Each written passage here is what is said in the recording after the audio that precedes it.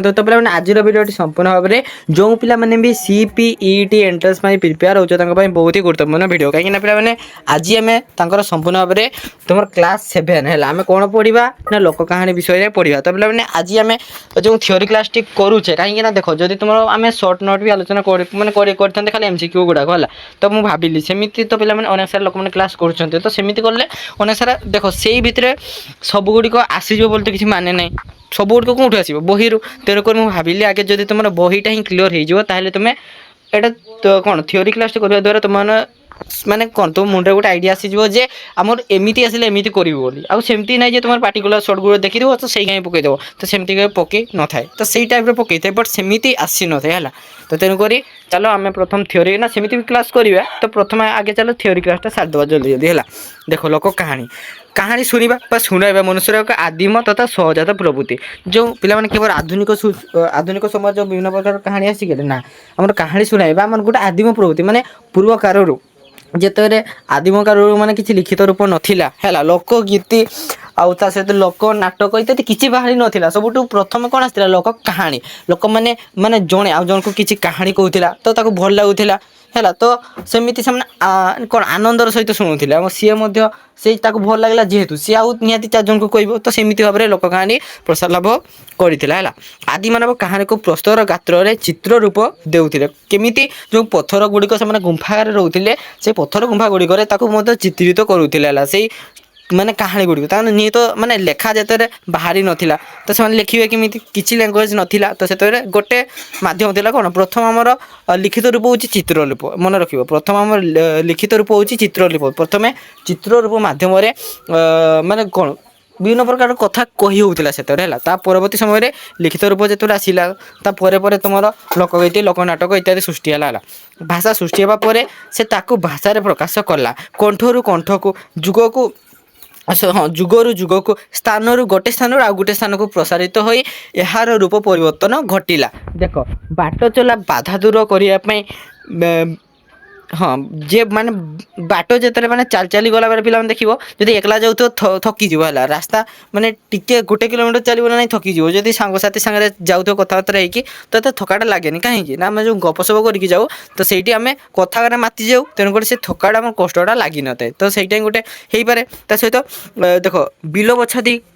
कृषि कर्म बेरे समय भूली जावाई कहानी शुणा शुणाइबार प्रयोजन होता है जिते बिल कम चली था पे देखिए धान कटाओ धान लगाओ तो सहित धान बछाओ से टाइम देखिए केमी माने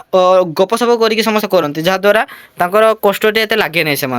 तो सही मनोरम ढंग से कहानी कहीपर व्यक्तिर आदर समाज खूब बेसी माने देख जी कहानी को गोटे ढंग से कहीपर तो ताहा नहीं समस्ते से शुणे ना आउ जी कही तार कि ताड़मूल नथिबो कौन स्टार्टिंग कौट एंडिंग करुव माने सेमती भल लगे ना जी कि पूरा विस्तृत भाव में बुझाऊ कहानी गुड़ी जहाँकि ताहा ही शुणा मजा आसता ना तो सहीटा ही से गल्प सागर बोली कहुए जी मैंने भल भाव में गल्प कहीपे मैंने कहानी को एक्सप्लेन करें ताकू कौन कहुए ना गल्प सागर एटा मन रखिए जब सर्ट क्वेश्चन आसला लिखिपर है देख आबार बुद्ध बनिता कहानी शुणाइबा व्यक्ति बा गल्प सागर पाखरे भिड़ जमाती बुझला आबार वृद्ध बनिता देख पे मैंने जो वृद्ध लोक मैंने वृद्ध जो आई अजा मैंने से पाखे अनेक सारा सब पुरातन कहानी गुड़िक थाए किसी मन गुड़ा भी थाए किसी माने बहुत सत्यता को लेकिन कहानी गुड़िक तैयारी करते जहाँकि शुणापी भी मजा लगी थाए पाखे सब भिड़ जमाती है समय बदलवा संगे संगे गल्प सागर मैंने लोप पाईगले और समाज वृद्ध बनिता मैंने कहानी कही कोमलमती बालक बालिका मन खुशी कर दायित्व नेले सन्ध्या बेले से नाती नातुणी गहन रही से कौन मन मताड़िया कहानी गुड़िक शुणाती राजा राणी गप है भूत गप ता सहित अनेक सारा ठाकुर स्टोरी इत्यादि अनेक सारा गप गुड़िक कहती लोक कहानी लोकंर मौखिक गद्य साहित्य और ओडिया साहित्यर एक प्रधान संपद ताहले कौन लोक कहानी हूँ गोटे मौखिक गद्य साहित्य अलरेडी तुम जान जो मुहर मुख को गति कर तेणु कौन मौखिक गद्य साहित्य ना ऑफकोर्स देख एक प्रदेशर केतेक कहानी अन्य प्रदेश में सामान्य भिन्न रूप से प्रचलित थिबार देखा जाए तो हाँ पिला माने देखिबो आमर भारत जो कहानी गुड़िक अन्य देश में जो पिला माने जमती चीन रे प्राय तो कहू न जदि भी कहते ताकू टिके बढ़ी चढ़ी कहते आम इंडिया रे इंडिया रे किसी डेभलप होनी ये नहीं सी नहीं अनेक सारा किसी कहते तो सेमती आमको जमती अलग देश विषय सब आम जमी कौन कहे जापान देश पूरा डिसिप्लिन तो सेमती अनेक सारा तो सहीटा जेहेतु आम जाने ना तो अलग देश विषय आमको सब भल ही भल कि खराब ही कहुई देख संस्कृत पंचतंत्र बेतार पंचविंशति दश कुमार चरित 32 सिंहासन प्रभृति कहानी ग्रंथ मान प्रादेशिक भाषा मानक अनुदित हो प्रचारित हेबा द्वारा यही सादृश्य लक्षित हुए। पुनश्च तीर्थयात्रा भ्रमण व्यवसाय आदि विभिन्न कार्योपलक्षे एक देशरू अन्य देश को जाऊथुवा व्यक्ति मानक द्वारा कहानी प्रचार प्रसार घटी थाए। तो पहले जो भ्रमण कहानी गुड़िक जी कि अलग देश धर पश्चिम आफ्रिका हो कि अन्य जो पढ़ी रिसेंटली पश्चिम आफ्रिकार ओडिया ढेंकी से जो जाइए तो सीठी आसिक बहुत सुंदर भाव एक्सप्लेन करते केमती कौन से जाइए कौन देखी तो तेणु माने शुणा आमको बहुत भी मजा लगे इंटरेस्ट लगे तो सही तेणु लोक कहानी विश्व पर्यटक कहुए लोक कहानी को केतक लोक कहानी रोमांचमयी कल्पनार परिपूर्ण होता है और अन्य केतक वास्तवमुखी माने केते गुड़िक पूरा जोटा कि बन कि गोटे कल्पना राज्य तैयारी करते केते गुड़िक रियल गुड़िक रियल स्टोरी थाए जो गुड़िक मैं अजाई कहते है चलती भाषा और मनोहर कथन शैली एगुड़िक समृद्ध एवं एथिरे लोक जीवन सरल विश्वास पारंपरिक रीतिनीति और सामाजिक चरण प्रचलित अटे। एगुड़िक लोक समाज को केवल आमोदित करी न थाए ता सहित लोक जीवन को उपदेश माध्यम परिशुद्ध करें। आज पर्यंत संगृहित ओडिया लोक कहानी संगृहित लोकगीत ठारू संख्यार बहुत कमिगलानी है। लोकगीत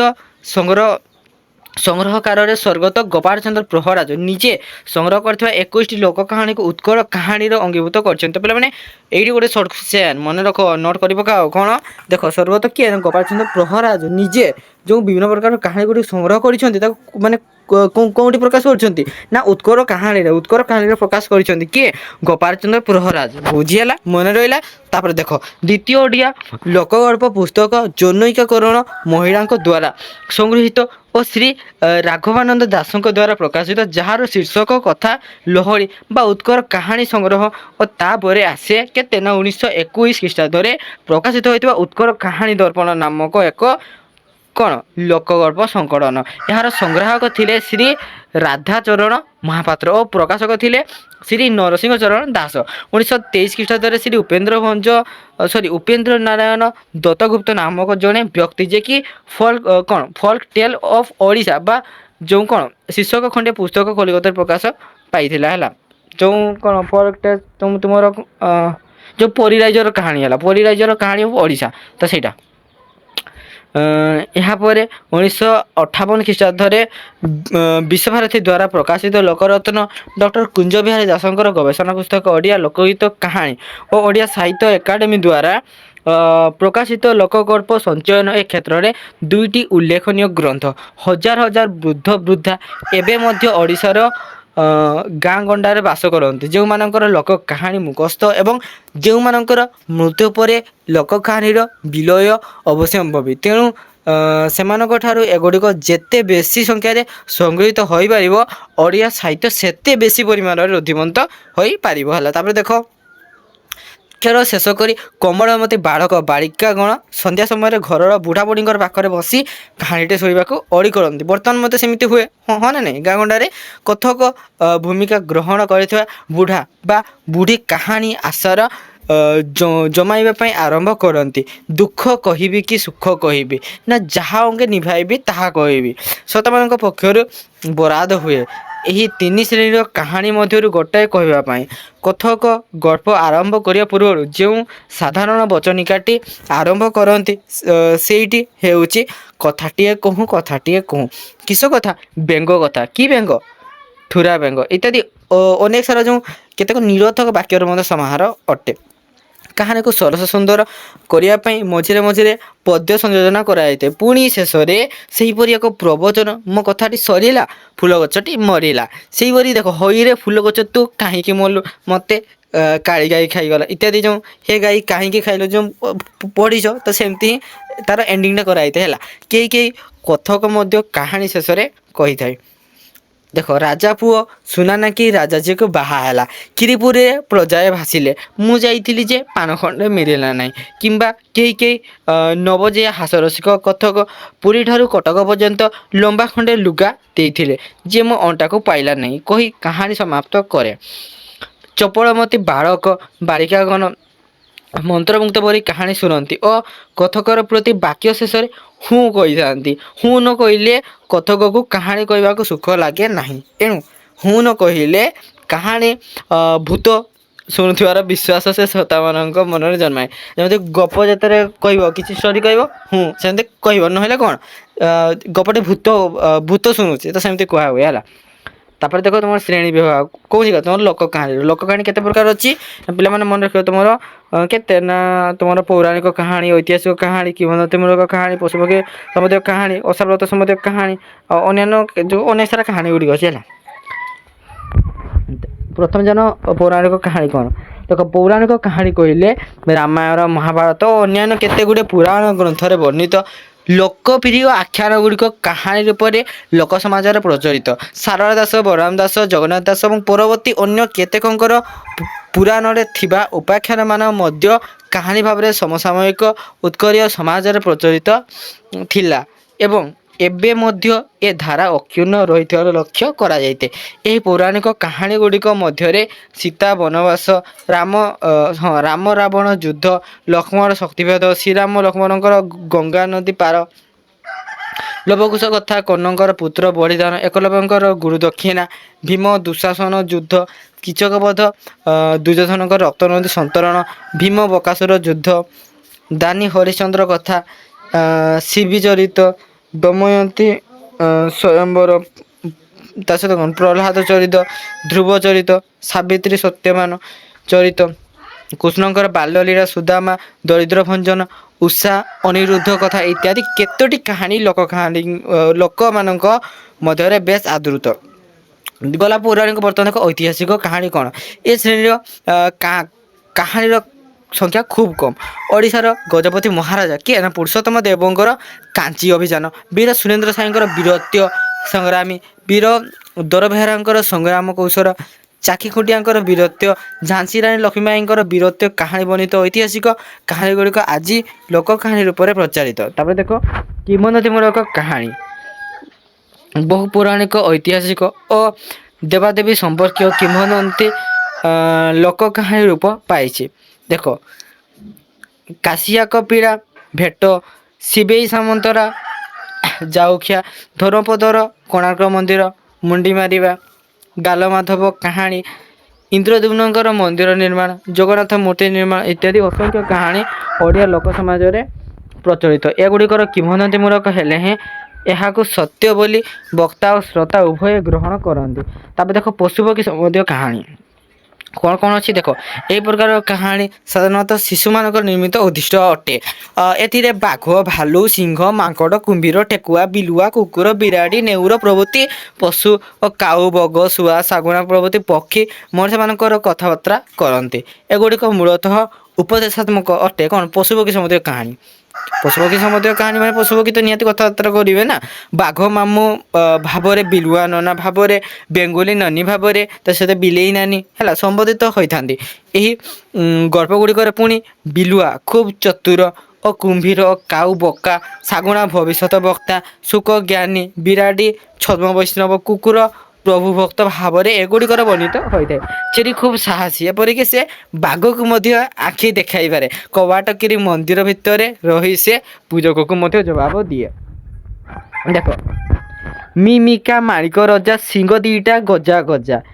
एक सिंह पर्वत तटे दुई सिंह मनीष मारे तार गछ को भपड़ा मारे नड़िया गछ को दांत काठी करे पंडा देखिले मंडा करे रजा देखिले खजा करे इत्यादि है। इंग्राजी साहित्य एगुड़ी को कौन कहुए ना फेबलेस बोली परिचित संस्कृत मित्र लाभ गल्प गुड़िक एपरी बहु कहानी कौन ग्रथित सारा महाभारत में शोषक श्रृगाड़ सिंह गल्प और सिंह शार्दूल सहित श्रृगाड़ और नकुल गल्प तुला मुहा कांक एवं गल्प तुलसी गच्छ ତୁଳସୀ ବଣ ବାଘ ଗଳ୍ପ ଇତ୍ୟାଦି ବହୁ ପଶୁପକ୍ଷୀ ସମ୍ବନ୍ଧରେ ଗଳ୍ପ ଅଙ୍ଗୀଭୂତ ଅଟେ। ତାପରେ ଦେଖ ତୁମର କ'ଣ ଓଷାବ୍ରତ ସମ୍ବନ୍ଧୀୟ କାହାଣୀ ଗୁଡ଼ିକ କ'ଣ କ'ଣ ଦେଖ। ଓଡ଼ିଆ ସମାଜରେ ବହୁ ପ୍ରକାରର ଓଷାବ୍ରତ ଉପବାସ ଇତ୍ୟାଦି ପାଳିତ ହୋଇଥାଏ। ଓଡ଼ିଆ ନାରୀମାନେ ଏସବୁ ନିଷ୍ଠାର ସହିତ ପାଳନ କରିଥାନ୍ତି। ଓଷାବ୍ରତ ପାଳନର ଲକ୍ଷ୍ୟ ହେଉଛି କି ଯଶ ଖ୍ୟାତି ଧନ ଓ ପୁତ୍ର ଇତ୍ୟାଦି ଲାଭ। ଗ୍ରାମର ସ୍ତ୍ରୀ ଲୋକମାନେ ଏକତ୍ର ବିଭିନ୍ନ ଓଷାବ୍ରତ ପାଳନ କରନ୍ତି। ପ୍ରତି ଓଷା ବା ବ୍ରତ ସହିତ ଗୋଟିଏ କାହାଣୀ ଜଡ଼ିତ ହୋଇଥାଏ। ଏକ କାହାଣୀ ଓଷା ବା ବ୍ରତର କାହାଣୀର ସମ୍ପୃକ୍ତ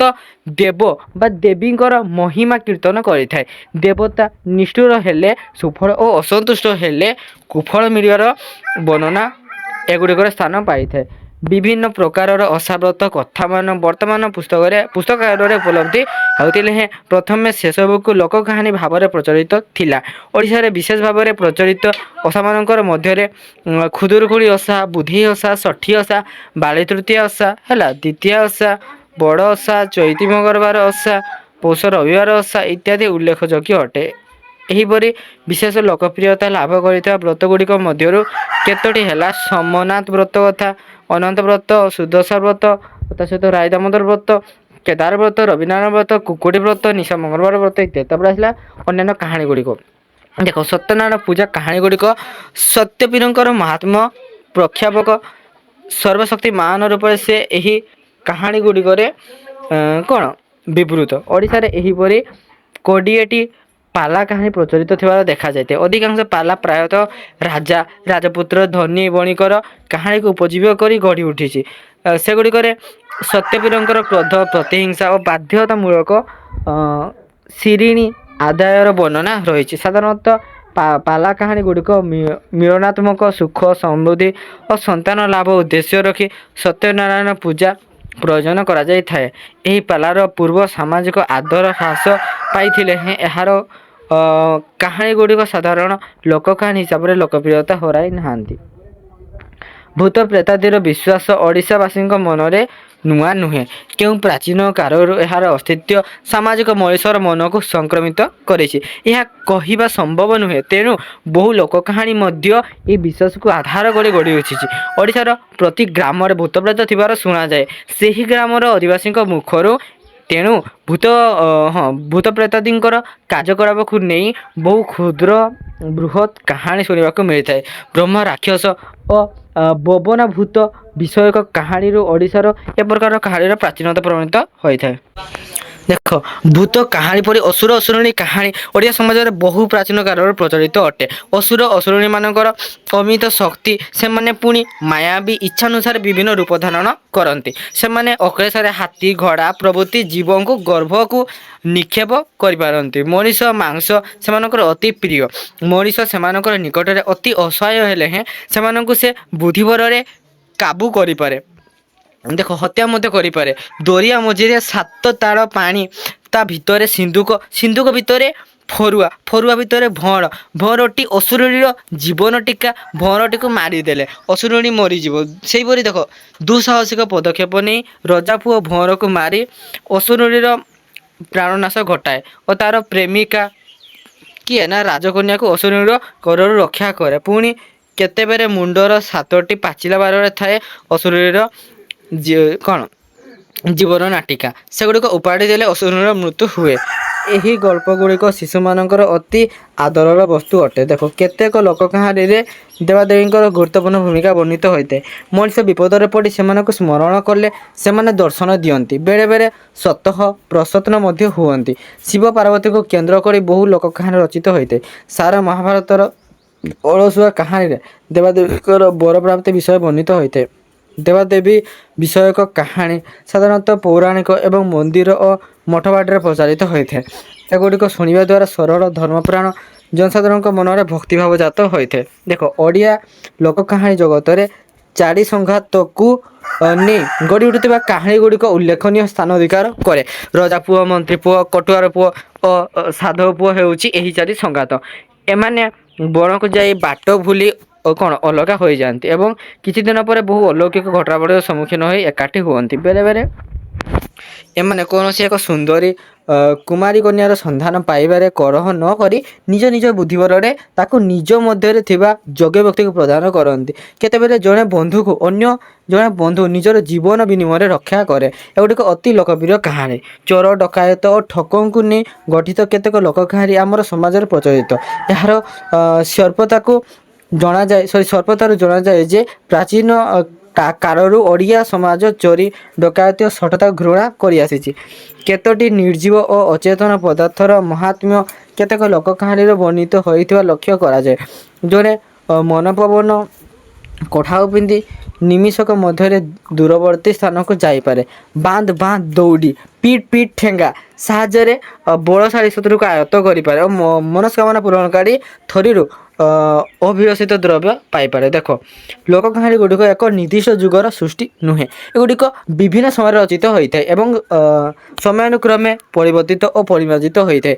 ଏଣୁ ଏଗୁଡ଼ିକରେ ବିଭିନ୍ନ ସମୟର ଓଡ଼ିଆ ସାମାଜିକ ଜୀବନର ଚିତ୍ର ପ୍ରତିବିମ୍ବିତ ହୋଇଥାଏ। ଅନେକ ଲୋକ କାହାଣୀ ନୀତିଗର୍ଭକ, ଏଣୁ ଏଗୁଡ଼ିକ ଯୁଗ ଯୁଗ ଧରି ଓଡ଼ିଆ ସମାଜକୁ ନୀତିବୋଧ ଓ ସାମାଜିକ ଶୃଙ୍ଖଳା ବିଷୟକ ଉପାଦାନମାନ ଦେଇ ଏକ ସୁସ୍ଥ ଓ ସଂଯତ ସାମାଜିକ ଜୀବନ ଗଢ଼ିବାର ବାତାବରଣ ସୃଷ୍ଟି କରିଆସିଛି। ଅଲୌକିକ ଓ ଅବିଶ୍ୱାସ ଘଟଣାବଳୀର ପୂର୍ଣ୍ଣ ଏହି ଅତିରଞ୍ଜିତ କାହାଣୀ ଗୁଡ଼ିକ ସରଳ ଓ ନିଷ୍କପଟ ଅଭିବ୍ୟକ୍ତି ପାଇଁ ଆଧୁନିକ